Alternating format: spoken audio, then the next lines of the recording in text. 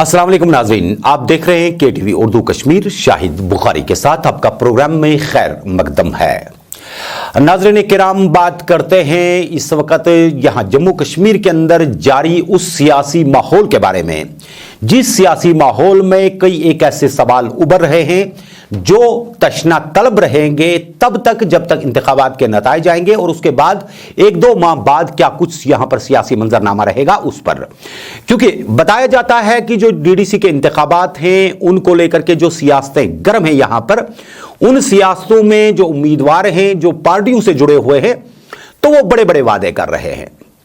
वादे भी ऐसे हैं जो पूरे करना किसी भी सियासी जमात के लिए आज की तारीख में आसान काम नहीं हो सकता है।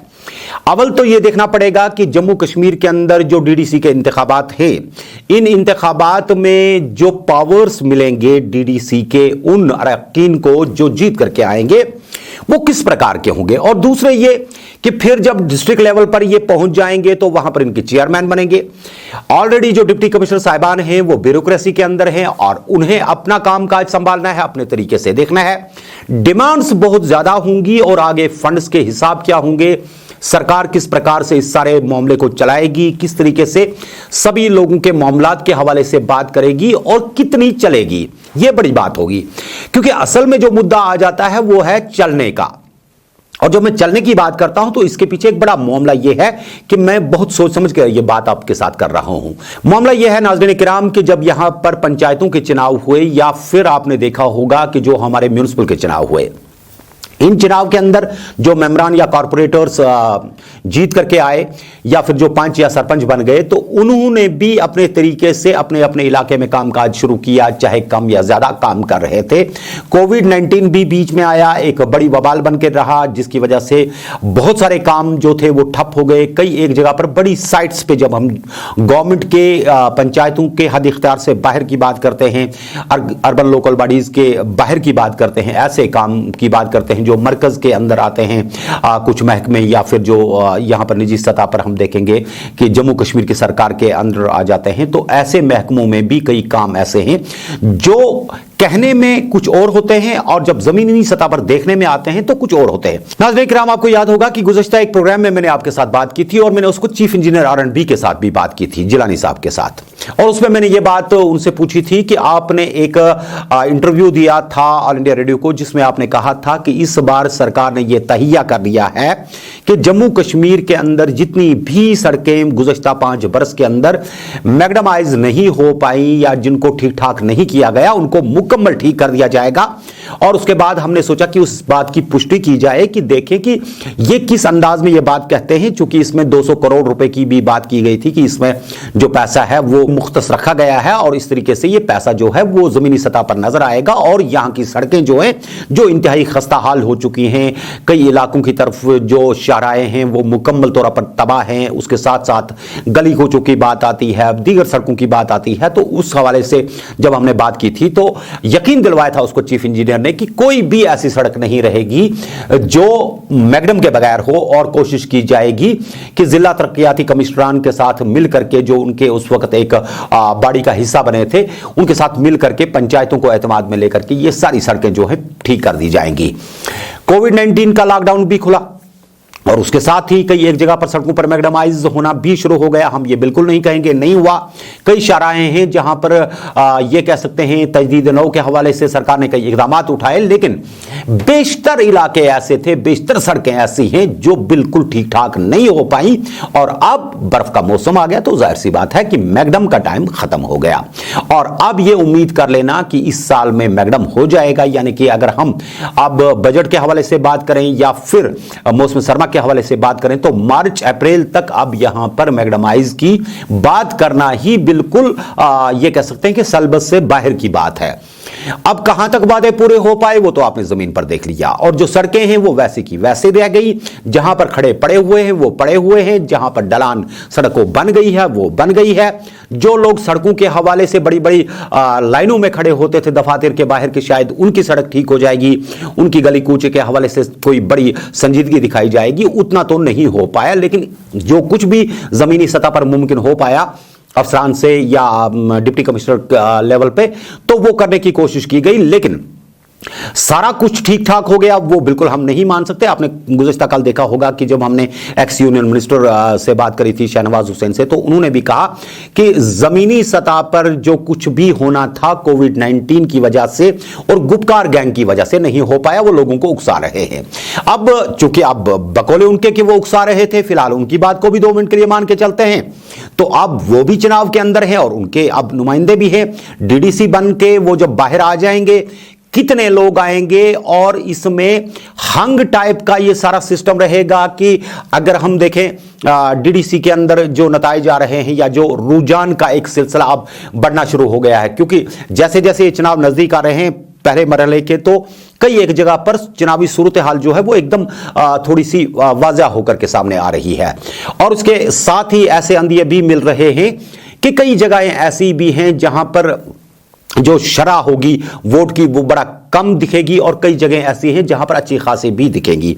जो भी अब यहां पर मंजरनामा होगा वो तो बहरकैफ जब यहां पर पहले मरहले के चुनाव हो जाएंगे और यहां पर लोग इसके लिए अपना वोट कास्ट करेंगे, और डीडीसी के अंदर जो उम्मीदवार हैं जो भी जीत करके आएंगे, चूंकि वादे वो इतने बड़े करते हैं जो शायद मेंबर असेंबली के लिए करने भी बड़े मुश्किल हो जाएंगे। अब कई लोग जब वादे कर रहे हैं तो वो पार्टी की बुनियाद पे कर रहे हैं, यानी कि उनको ये लगता है कि अगर 2 साल के बाद भी यहां पर असेंबली इंतखाबात होते हैं या साल के बाद भी असेंबली इंतखाबात होते हैं तो इनके पास अपने 5 साल हैं, इस मुद्दत के अंदर शायद उनमें से कोई एक बड़ा वादा पूरा हो जाए, लेकिन हो पाएगा नहीं हो पाएगा ये एक बड़ा मामला आ जाता है। कुछ देर पहले की अगर हम बात करते हैं तो आपको याद होगा कि यहां पर शहनवाज हुसैन जो इसको बीजेपी की कैंपेन यहां पर चला रहे हैं, तो वो कुछ बयानात ऐसे दे रहे हैं जिसमें वो बड़ा एक अलग सा अंदाज अपना करके जो यहां पर गुपकार अलायंस बना हुआ है उनको आड़े हाथों लेने की कोशिशें कर रहे हैं। उसमें उन्होंने गुज़श्ता दिनों जब हम देखते हैं जो अपने बयानात दिए, और फिर अगर हम उनकी प्रेशर की बात करते हैं, फिर जो नामानिगारों के साथ वो अब अलग अलग हर 2 घंटे के बाद किसी न किसी पोर्टल पे, किसी न किसी चैनल पे, किसी न किसी इदारे के साथ कोई इंटरव्यू देते हैं, तो उसमें कोई छोटा बड़ा तजाद भी सामने आ जाता है। जैसे उन्होंने रियासत के हवाले से बात की कि रियासत का दर्जा जो जम्मू कश्मीर को वापस मिलने वाला था, जिसका खुद नरेंद्र मोदी ने वादा किया था और अमित शाह ने भी पार्लियामेंट के अंदर 370-35-1 का जब यहां पर मुकम्मल खात्मा किया गया पार्लियामेंट के अंदर, तो एक अमेंडमेंट के जरिए वहां पर सारा कुछ हो गया, तो उसमें यह कहा गया कि वक्त आने पर इनको रियासत का दर्जा वापस दे दिया जाएगा। कहीं ऐसा तो नहीं है कि मरकज अपनी जिद को मनवाने के लिए, एक मिसाल के तौर पे मैं कह रहा हूं, ऐसा तो नहीं है कि कहीं मरकज अपनी जिद को मनवाने के लिए जो ये आने वाले असेंबली इंतखाबात हैं वो यूटी के अंदर करवाना चाहे, ताकि दुनिया को यह दिखाया जा सके कि देखिए यहां के नेता जो हैं, लीडर जो हैं, सियासी जमातें जो हैं, वो 35A के जाने से भी उनको कोई फर्क नहीं पड़ा, उनको 370 के जाने से भी कोई फर्क नहीं पड़ा, रियासत भी नहीं है, तो फिर भी ये अपने कुर्सी के लिए इंतखाबात लड़ रहे हैं। और इस मामले को लेकर के आपको यह पता है कि जहां भारतीय जनता पार्टी के पास गुज़श्ता असेंबली इंतखाबात की बात करते हैं तो 25 निशस्तें जो थी जम्मू के अंदर उनके पास आ गई। अब जम्मू के अंदर आपने देखा कि कई जमातें जो हैं, जिसमें खासकर अगर हम आरएसएस की बात करते हैं, शिवसेना की बात करते हैं, तो ऐसे लोग जाकर के आजकल बीजेपी के जो नेता हैं, मेंबर पार्लियामेंट से या फिर असेंबली मेंबरान हैं, उनके घरों को घेर रहे हैं और पूछ रहे हैं कि आप लोगों ने डोगरा कल्चर को खत्म करने के लिए जो इकदाम उठाए वो हमारे लिए किसी भी सूरत में काबिल कबूल नहीं है, और डीडीसी इंतखाबात के हवाले से आपके पास कोई वाज़ा पॉलिसी नहीं है, इसलिए हम इन इंतखाबात से मुकम्मल बायकॉट करेंगे। जहां नेशनल कॉन्फ्रेंस जैसी जमात, पीडीपी जैसी जमात, पीपल्स कॉन्फ्रेंस जैसी जमात, दीगर जमातें इंतखाबात इस मकसद से लड़ रही हैं बकौल उनके कि अवाम के मामले जो हैं वो हमने देख लिया पंचायत में बाइकाट करके कि अब ऐसे लोग बन गए जो पहले मिलते ही नहीं हैं। अब अगर मिल भी जाते हैं तो आगे वो लोग 1 वोट 2 वोट 10 वोट से जीत करके आए हैं जो लोगों का काम ही नहीं कर पा रहे। तो इसलिए हम 35 से 370 तो अपनी जगह सही बात है, लेकिन अवाम के जो बड़े मुद्दे हैं, बड़े मामलात हैं, उनकी जो आए रोज की मुसीबतें हैं, उनको दूर करने के लिए हम लोग इंतखाबात में आए हैं। इसलिए हमें तो किसी भी हालत में अपने लोगों के दुख दर्द के बीच में चलना होगा, और हम इस मामले को लेकर के न कि बीजेपी से डर के इंतखाबात के अंदर आए हैं, और हमने अपने लोगों के लिए कामकाज करना ही करना है और लोगों से बार बार अपील की जाती है। आज भी फारूक अब्दुल्ला की तरफ से एक वीडियो वायरल हुआ जिसमें उन्होंने डीडीसी के इंतखाबात के हवाले से अपने गुपकार अलायंस के लोगों को वोट डलवाने के लिए लोगों से अपील कर डाली।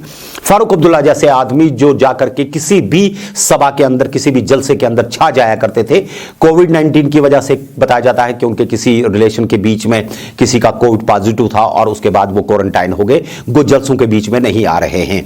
वहीं हम जब देखते हैं कि जो आजाद उम्मीदवार फॉर्म भर रहे हैं, जो दीगर जमातों के लोग इसको फॉर्म भर रहे हैं, चाहे भारतीय जनता पार्टी की हम बात करें यहां पे, तो वो भी अपने अपने तरीके से एक सरगर्म इसमें अपनी शमूलियत दिखाना चाहते हैं। और जब शहनवाज हुसैन ने अब ये जिक्र छेड़ दिया कि गुपकार गैंग की वजह से और दीगर मामलात को लेकर के जो स्टेट का दर्जा है, उन्होंने अंदिया दिया कि वो अभी नहीं मिलने वाला है। अगर वो अभी नहीं मिलने वाला है या 2 माह भी नहीं मिलने वाला है, 6 माह भी नहीं मिलने वाला है, गुपकार गैंग तो खत्म होगी ही नहीं। ये तो जाहिर सी बात है कि ये जो अलायंस है मे भी ये असेंबली इंतखाबात तक भी चले और अगर तब तक भी सुप्रीम कोर्ट के अंदर ये मामला नहीं आता तो शायद उससे आगे भी चले। तो जाहिर सी बात है कि क्या लोगों के साथ जो वादा किया गया था रियासत का दर्जा वापस देने का, क्या उससे भी कहीं पर इतनी बड़ी मरकज के अंदर इख्तिदार में बैठी हुई जमात मुकर जाएगी? क्या कुछ पहले शहनवाज हुसैन ने कहा, आपको थोड़ा सा दिखाते हैं ताकि आप समझ पाएं कि इतना कुछ जो मैंने कहा इसके बाद डीडीसी के जो लोग हैं उनका क्या कुछ रुझान रहेगा। वो हमारे दिल में भी है।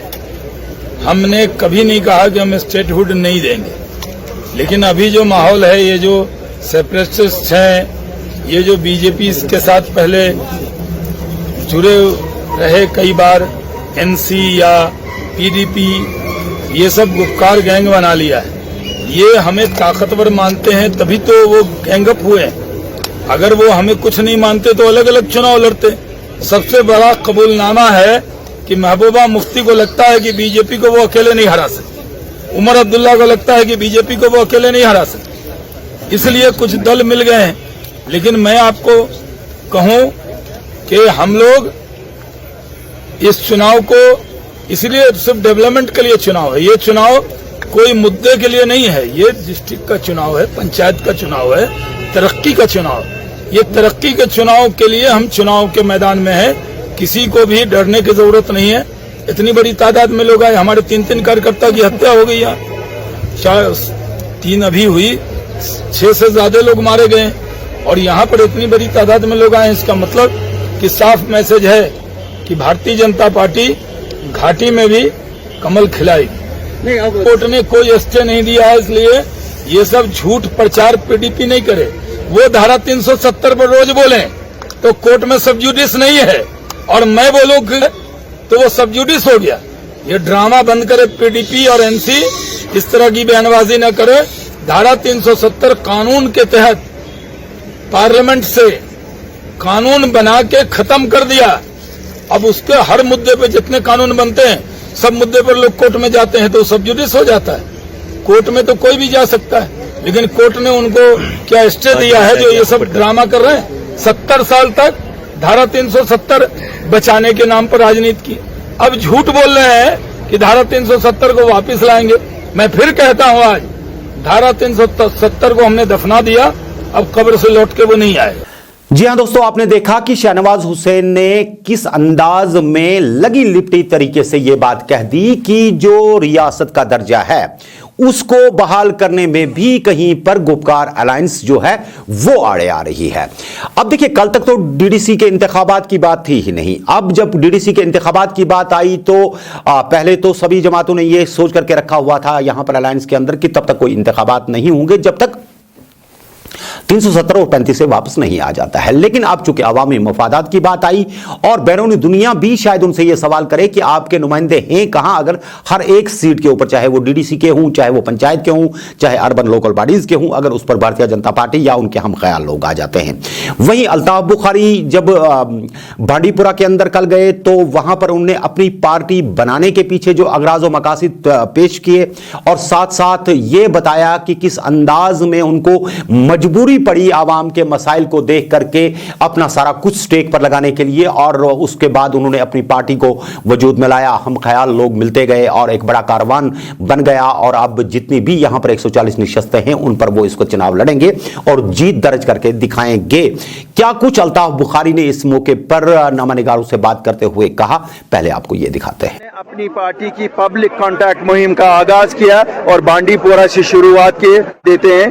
तो आपको मालूम है ये इस जो डीडीसी चुनाव हो रहे हैं इसके हवाले से हम इनके साथ बात करना चाहते थे, पार्टी का एजेंडा क्या है और हम किस चीज पे वोट मांग रहे हैं। मैंने जैसे आपने सुना होगा अभी लोगों से यही अपील की ये कोई रेफरेंडम की बात नहीं है, ये तो डेवलपमेंट एजेंडा के लिए इलेक्शंस हो रहे हैं। जैसे बीडीसी के चुनाव हुए, पंचायत के चुनाव हुए, अब डीडीसी का होगा जहां प्लानिंग डिस्ट्रिक्ट लेवल पे हो जाएगी। एक और मौका मिलेगा लोगों को कि खुद अपनी प्लानिंग डिस्ट्रिक्ट की करें। मुझे उम्मीद है कि लोग हमें भरपूर साथ दे देंगे और 28 तारीख से जो इलेक्शन शुरू हो रहे हैं, मैंने सबको अपील की कि अपनी पार्टी का चुनाव निशान जो बैट है उस पे बटन दबाइए और हमारे उम्मीदवारों को कामयाब करिए। देखिए मेरा क्लियर कट स्टैंड ये है, ये मसला हमारे दिलों के सबसे नजदीक है। सुप्रीम कोर्ट ही इसका फैसला कर सकती है। अल्लाह करे कि सुप्रीम कोर्ट वो फैसला करे जो हम सब चाहते हैं। मैं कतन भी उस बयान से कभी भी ये नहीं इत्तेफाक कर सकता हूं, क्योंकि ये मसला हिंदुस्तान की सबसे बड़ी अदालत सुप्रीम कोर्ट में है। और अफसोस की बात है कि अगर उन्होंने सुप्रीम कोर्ट को फैसला दिए बिना ही ऐसी बात कही। जहां कॉन्फ्लिक्ट एरिया होता है, जब कोई सच बोलने निकलता है, तरह तरह के इल्जामात लगाए जाते हैं। वक्त प्रूव करेगा। आप मुझे बताइए, जिन लोगों ने 4 साल बीजेपी के साथ हाथ मिलाकर कोalition में सरकार की, वो भी टीम नहीं है। जिन लोगों ने उनकी सरकारों में बहिश्ते वजीर काम किया, वो भी टीम नहीं है। शर्म की जरा उनको बताइए करने के लिए। क्या हम लोग जो सच बोलते हैं और आवाम के पास जा रहे हैं, हम भी टीम है? ये तो मुझे ये समझ नहीं आता है, ये कितनी हमाकत की बात है कि जिन लोगों ने 4 साल बैठ के उनके साथ हुकूमत की, वो भी टीम नहीं हुए। और हमारे लिए वो ये कहते हैं, लोगों को धोखा देने की बात है। और जहां तक बात है कि उनको बताइए जरा कारगिल में किसके साथ बैठ, हमें कोई भेदभाव गुपकार अलायंस से नहीं है, हमें उनके झूठ से भेदभाव है। हम ये कहते हैं कि 72 साल अगर उन्होंने लोगों को धोखे में रखा कि कभी ऑटोनॉमी बोला, कभी सेल्फ रूल बोला, हमें उससे भेदभाव है, हमें कोई भेदभाव नहीं। मैंने आपको कहा, मैंने तो दिल से मुबारकबादी दी जिस दिन उन्होंने फैसला किया कि हम चुनाव में हिस्सा लेंगे। क्यों? अगर वो चुनाव में हिस्सा नहीं लेते, आपको पता है फिर हमारे नौजवानों को वो कोई गलत रास्ता दिखाते और हमारे नौजवानों का मुस्तकबिल खराब होता है। अच्छा है चुनाव में आए, इसमें क्या है, सब लोग चुनाव लड़ेंगे और जो जिसके कई लोगों का ज्यादा सपोर्ट होगा वो जीतेगा। हम नहीं, ये गलत बात है, आप करेक्ट करिए अपने आप को। हमने इन वजीर आलाओं के लिए भी बात उठाई और शायद हमारे बात उठाने से ये आज रहा है। और इसी तरह हम इंजीनियर रशीद साहब और बाकी सब लीडरान, आप तो लीडरों की बात करते हैं, मैं तो उन नौजवानों की बात करता हूं, मैं तो उन दूसरे सेकंड रंग लीडर्स की बात करता हूं जो अजमेर में बंद रहे, जो आगरा में बंद रहे, जो लखनऊ में बंद रहे। हमने सबके लिए बात की और हम अपनी पार्टी वाले तब तक चुप नहीं बैठेंगे जब तक हम सबको रिहा नहीं कराएंगे, क्योंकि डेमोक्रेसी का एसेंस है रिहाई। हर एक को अपना अपना विचार रखने का हक है और इंशाल्लाह अल्लाह के फजल से हम जरूर कामयाब हो जाएंगे। जी हाँ, ये तो अपनी पार्टी के प्रेसिडेंट थे अल्ताफ बुखारी, जो बता रहे थे कि किन हालात ने उन्हें यहां तक पहुंचाया और बांडीपुरा से जो उन्होंने किक-ऑफ अपने इलेक्शन कैंपेन को किया, उसके पीछे क्या कुछ अगराज और मकासिद थे। बैरिकैफ नाज़रीन किराम, बात चल रही है डीडीसी इंतखाबात के हवाले से। चूंकि जब आप मरकज के अंदर हुकूमत में बैठे हुए हैं और आपकी बिल्कुल ही अनबन है और जितनी भी दीगर यहां पर सियासी जमातें हैं, आप उनको चोर उचक्के या लफंगे कह दें या फिर गैंग का लफ्ज इस्तेमाल करते हैं। हालांकि यह भी आप अंदाजा लगाइए कि कई जगह पर अब इसकी तशरीह भी दूसरे तरीके से हो जाती है। कहते हैं कि अंग्रेजी में अगर 10 आदमी कहीं पर जमा हो जाते हैं, हम ख्याल जमा हो जाते हैं, भले ही वो अच्छे काम के लिए भी हूं, उसको भी एक गैंग का नाम दिया जाता है। कहीं पर चोर उचक्के डाकू जमा हो जाएं तो उसे भी गैंग का ही नाम दिया जा सकता है।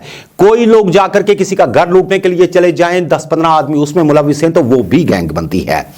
कुछ लोग सियासत के लिए एक जगह पर जमा हो जाएं तो वो भी गैंग है। ये कहते हैं कि भाई इनको हमारी बात समझ में नहीं आई। बहरकैफ हमें फिलहाल इस चीज को समझने की जरूरत भी नहीं है क्योंकि अल्फाज इस्तेमाल किए जा रहे हैं गुपकार अलायंस के बारे में। लेकिन आपको यह बात भी बताए देते हैं कि जैसे मैंने पहले आपको कहा कि ये जो इंतखाबात है, इन इंतखाबात को अब एक वकार का मामला बना करके सारे लोग चल रहे हैं। चाहे वो कोई आजाद उम्मीदवार है, चाहे वो किसी बड़ी सियासी जमात से है, छोटी सियासी जमात से है, गुपकार अलायंस के बीच में है, या फिर यह कह सकते हैं कि वो किसी तरीके से एक खामोश अंदाज में एक इंतखाब लड़ रहा है और सही मानों में दिल से लोगों की खिदमत करना चाहता है। कौन किस प्रकार से अब लोगों की खिदमत कर पाएगा, कौन कितने पानी में रहेगा, ये तो आने वाला वक्त ही बताएगा। आपको जो ये झलकियां हम दिखा रहे हैं, जो हमारी स्क्रीन पर इसको तो आप देख रहे हैं कि देखिए बीजेपी वाले निकलते हैं तो लोग नाच रहे हैं, पीडीपी नेशनल कॉन्फ्रेंस के कैंडिडेट कहीं पर जाते हैं, यानी कि अगर हम गुपकार अलायंस की बात करते हैं, या पीपल्स कॉन्फ्रेंस वाले लोग कहीं पर जाते हैं तो वो भी आप देख लीजिए कि उनके साथ भी लोगों का अच्छा खासा एक जमेला देखने को मिलता है। आजाद उम्मीदवार कुछ इस तरह के हैं जिन्होंने अंदाज बदल करके अपने आप को अब रैलीज की सूरत में पेश करना शुरू कर दिया। टंगमर की मिसाल आपके सामने है, या दीगर कॉन्स्टिट्यूएंसीज की मिसालें आपके सामने हैं, तो वहां पर भी अंदाज बिल्कुल बदले हुए हैं। खवातीन की तादाद देखें अच्छी खासी है, कई जगह पर ऐसे लोगों को भी सामने लाया गया है जो लोग सही मानों में काम कर सकते हैं। कई जगह पर यह भी बताया जाता है कि ऐसे लोगों को, मनपसंद लोगों को सामने रख दिया गया है जो अपनी कारकर्दगी की वजह से पहले ही लोगों के अंदर बदजुन हो चुके हैं। तो उनके लिए अब जगह बनानी काफी ज्यादा डिफिकल्ट होगी, चाहे वो अलायंस के लोग हों, चाहे वो भारतीय जनता पार्टी के लोग हों, या किसी तीसरी जमात के लोग हों। लेकिन इतना जरूर है कि लोगों के अंदर जो वलवला है, खासकर इस इंतखाबात के हवाले से, अब ये कितना काम कर पाएंगे, कितनी अपनी जिद को, कितनी अपनी बात को मनवा पाएंगे। किसी ने सड़कों का वादा कर दिया और बड़ी सड़कों का वादा कर दिया, किसी ने यह कहा कि हम टनल आर पार खोलेंगे, किसी ने यह कह दिया कि हम फला बहुत बड़ा प्रोजेक्ट जो है वो ला करके रातों रात यहां पर खड़ा कर देंगे। ऐसी चीजों में बहुत ज्यादा वक्त लगता है। आपने देखा होगा कि मैं आपको मिसाल एक देता हूं, टंगमरग के अंदर मिनी सेक्रेटरीट के लिए सन 2014 के इंतखाबात से पहले की मैं बात करता हूं, शायद 2010-12 के दरमियान में फारूक अब्दुल्ला और उमर अब्दुल्ला जब सरकार के अंदर थे, उस जमाने में वहां पर मिनी सेक्रेटरीट का संग बुनियाद रखा गया। करोड़ों रुपए के लागत से बनने वाले इस प्रोजेक्ट पर सन 2013-14 में मुकम्मल करने की जो यकीन दहानी करवाई गई थी, पिलर्स तक खड़े किए गए, आज तक वहीं के वहीं हैं और उसके बाद किसी ने उसको छुआ तक नहीं। और जितने भी दफातर वहां पर अनरेस्ट की वजह से जल गए थे, वो आज किसी न किसी दूसरी तीसरी बिल्डिंग के अंदर सिमट करके बैठे हुए हैं। एक छोटे से कागज को दस्तखत करवाने के लिए आम आदमी को तकरीबन 6 किलोमीटर का चक्कर काटना पड़ता है एक छोटे से बाजार में। कभी इस दफ्तर जाओ, कभी उस दफ्तर जाओ, लेकिन ऑफिसर कहां पर मिलेगा उसे समझ में ही नहीं आता, मैं किसके पास जाऊं, कहां से जाऊं। मिनी सेक्रेटरीट बन गया होता तो शायद अवाम के मामला हल हो गए होते। क्यों सरकार नहीं बना पाई, या फिर जो कोalition सरकार बीजेपी की और पीडीपी की बनी वो क्यों नहीं उस पर काम कर सके, ये तो वही लोग बेहतर जाने जो पॉलिसी बनाते हैं, जो अपने तरीके से काम करते हैं। कई जगह पर बड़ी बड़ी बिल्डिंगें बनाई गई, बताया गया कि ये अस्पताल है, ये डिस्पेंसरीज हैं, ये फलां इदारा है, ये फिस्ता इदारा है, लेकिन जब जमीनी सतह पर जाते हैं तो बिल्डिंग ही बिल्डिंग बनी है, कुछ नहीं हो पाया।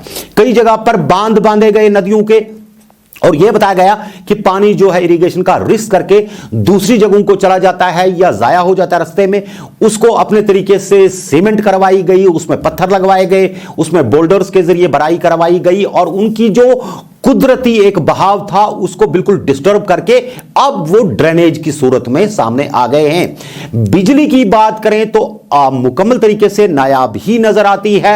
इम्तिहानात हूं, त्यौहार हूं, कोई भी मामला हो तो यहां पर आपको बिजली नदारद ही मिलेगी, और जब मिलती भी है तो आंख मिचोली के साथ मिलेगी। तरसीली लाइनों की बात करें तो सिरे से कहीं पर नहीं है, सड़कों की बात करें तो उनकी मरम्मत नहीं हो पा रही है। इसी तरीके से जब आप अस्पतालों के अंदर जाते हैं, लिखने को तो सब डिस्ट्रिक्ट हॉस्पिटल का बोर्ड लगा हुआ है, लेकिन जमीनी सतह पर जब आप उनके कागजात जाकर के कहीं पे चेक करेंगे तो अंदर यह पता चलता है कि यह पीएचसी के नाम से भी अभी दर्ज नहीं है। कहां के ब्लड बैंक, कहां के एक्सरे प्लांट्स, कहां के ईसीजी मशीन्स, या कहां वो सारी सुविधाएं जो आम आदमी आज के दौर में मांगता है। अब चैलेंज इतने ज्यादा हैं सरकार के सामने, मामलात इतने ज्यादा हैं सरकार के सामने, और बीडीसी के अंदर से जो लोग इस वक्त बन करके आएंगे, जब हम उनकी बात करेंगे तो वो इतने बड़े वादे कैसे पूरे कर पाएंगे। अस्पतालों के अंदर आप देख लीजिए, जगह किसी जगह पर है तो पेशेंट्स के लिए सुविधाएं नहीं है, बेड नहीं है, आपके पास एक्सरे प्लांट नहीं है, आपका यूएसजी मशीन नहीं चल रही है, आपका डोपलर है ही नहीं कहीं पे, आप अगर ईईजी की बात करें तो सिरे से कहीं पर नहीं है, स्टाफ की बात करें तो उसकी कमी है। उसके साथ ही कोविड-19 के बाद जो सूरत हाल उभर करके आई, इसमें अब मेडिकल एक सबसे अवलीन तरजीह बन जाएगी, और इस तरजीह के बीच में जो सबसे बड़ा मामला होगा वो ये होगा कि कितने अस्पतालों के अंदर, आपकी तहसील के अंदर, आपके ब्लॉक के अंदर, सब डिस्ट्रिक्ट के अस्पताल के अंदर कितने वेंटिलेटर्स हैं, कितने काम कर रहे हैं, कितने नहीं कर रहे हैं। क्योंकि अभी कोविड-19 के हवाले से पूरी दुनिया के अंदर सिर्फ ट्रायल्स चल रही हैं। फर्स्ट, सेकंड, थर्ड ट्रायल की आप बात करते हैं, अगर यह भी मान करके चल रहे हैं कि मार्च के बाद कोविड-19 पर सरकार मुकम्मल काबू पाने के लिए कोई दवाई निकालेगी, लेकिन वो दवाई जो होगी वो सबसाइड करने के लिए रखी जाएगी कि इम्यून पावर जो है वो आम आदमी का बढ़ जाए और उसको कोविड-19 ना हो। लेकिन जो शिकार हो गए हैं उसका इलाज आना, यह हम मान करके चल रहे हैं कि इलाज निकल आया, कहीं पर नहीं निकला है। दिवाली के बाद जो इस वक्त सूरत हाल देखने को मिलती है, पूरी दुनिया के अंदर भी इस वक्त हालत बहुत ज्यादा खराब है। अब भारत के अंदर आपने देखिए, दिल्ली से लेकर के दीगर शहरों तक आज वजीर आजम को भी मीटिंग करनी पड़ी तमाम वज़राए आला के साथ कि कहीं दोबारा लॉकडाउन ना लगाना पड़े। अगर अब आप स्मार्ट तरीके से अपनी जिंदगी गुजारना चाहते हैं तो कोविड-19 का इलाज तो आपके पास है ही नहीं। आपके डीडीसी के जो इस वक्त वहां पर जाकर के वादे कर रहे हैं उम्मीदवार, क्या सही मानों में वो इंफ्रास्ट्रक्चर के हवाले से मजबूर कर देंगे सरकार को या वर्ल्ड हेल्थ ऑर्गेनाइजेशन को कि इस बड़े इंसानी संगीन मामले की तरफ तवज्जो दे करके कि वो खरबों डॉलर यहां पर खर्च करें? अगर ऐसा मुमकिन हो पाएगा तो अचंबा ही होगा। डीडीसी के इंतखाबात मुकम्मल हो जाने के बाद यहां पर जो उम्मीदवार होंगे उनके साथ जो नाराजगियां होंगी उनका बराह रास्त असर जो है वो असेंबली पर पड़ेगा, और असेंबली के अंदर कौन लोग उभर करके आएंगे, चाहे अब यहां पर भारतीय जनता पार्टी हो, कांग्रेस हो, गुपकार अलायंस हो, दीगर जमातें हों या आजाद उम्मीदवार हों। देखना यह होगा कि क्या मरकजी सरकार सही मानों में जाती तौर पे अब जम्मू कश्मीर की तामीर और नव के हवाले से जिस नए कश्मीर को बनाने की बात करती है, जिसमें यहां की खवातीन तक, जिसमें यहां के नौजवान बच्चे तक इंतहाई एहतसाल होने के बाद भी बहुत सालों के बाद सड़कों पर आए, इनके साथ नाचे, इनके साथ डांसेस किए, इनके लिए जगह जगह गए, बर्फ के बीच में भी दौड़े, बारिशों के बीच में भी दौड़े। क्या वाकई तौर पर इन जवानों के दर्द का कोई मदावा निकलेगा? हमारे पास पढ़े लिखे बेरोजगार नौजवानों की तादाद लाखों को तजावुज कर गई है। डिग्री होल्डर्स हमारे इस वक्त दर बदर की ठोकरें खा रहे हैं। ये इंतखाबात जो होंगे ये सही मानों में इसके बाद के लिए एक बड़ी परीक्षा होगी। क्या सही मानों में इंतखाबात के बाद अगर ये सियासी जमातें अपने अपने मेंबरान को जमा कर लें तो क्या सही तरीके से ये रिप्रेजेंट कर पाएंगे, एस्पिरेशंस को नहीं कर पाएंगे? यह बड़ा सवाल बनकर सामने आएगा और इसी पर नजर होगी हर उस आदमी की जिसको इस वक्त अलादीन के चिराग दिखाए जा रहे हैं।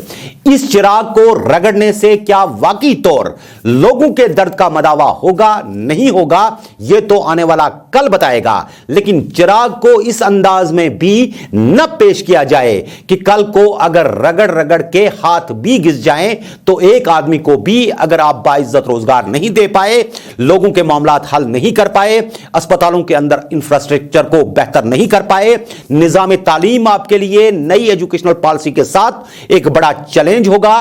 क्योंकि अब जो बच्चे स्कूल जाएंगे उन्हें आप एक ही टेबल पर 10-10 बच्चों को नहीं बिठा सकते।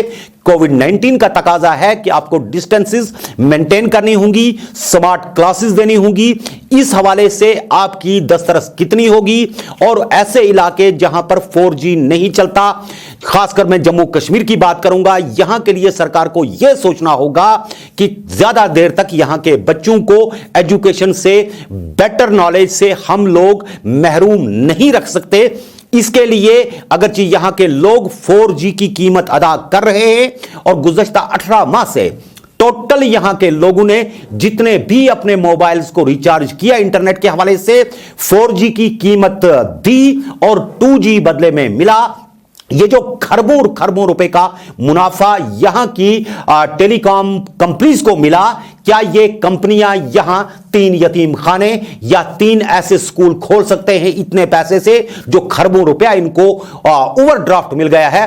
क्या इसका कोई कश्मीरियों को फायदा मिलेगा या नहीं मिलेगा? हमारे स्कूल अच्छे बनेंगे? हमारे यहां पीने का पानी साफ हर घर के सामने मिलेगा? सड़कें बेहतर होंगी या नहीं होंगी? डीडीसी के इंतखाबात के बाद यह दंगल किस हद तक सड़कों पर नजर आएगी और किस तरीके से लोगों की रिएक्शंस होंगी? असेंबली इंतखाबात भले ही अब 2 साल बाद हूं या 4 साल बाद हूं, लेकिन डीडीसी के इंतखाबात को जितनी हाइप लीडरान ने दी, जिस अंदाज में इसे बढ़ा चढ़ा करके पेश किया जा रहा है, अगर सच बोला जाता कि यह सिर्फ गली कूचे और सड़कें और छोटे मोटे गांव के मामला हल करने के लिए है, तो शायद बहुत ज्यादा दंगल देखने को ना मिलती। लेकिन जो दंगल इस वक्त मचाई जा रही है वो आने वाले कल में किसी बड़े चुंगल से कम ना हो जाए, तो यह एक बड़ा चैलेंज होगा। फिलहाल इतने के साथ आज अपने मेजबान शाहिद मसूद बुखारी को आज के शुमारे से दीजिए इजाजत। अपना बहुत ख्याल रखिएगा। खुदा हाफिज़ व नासिर।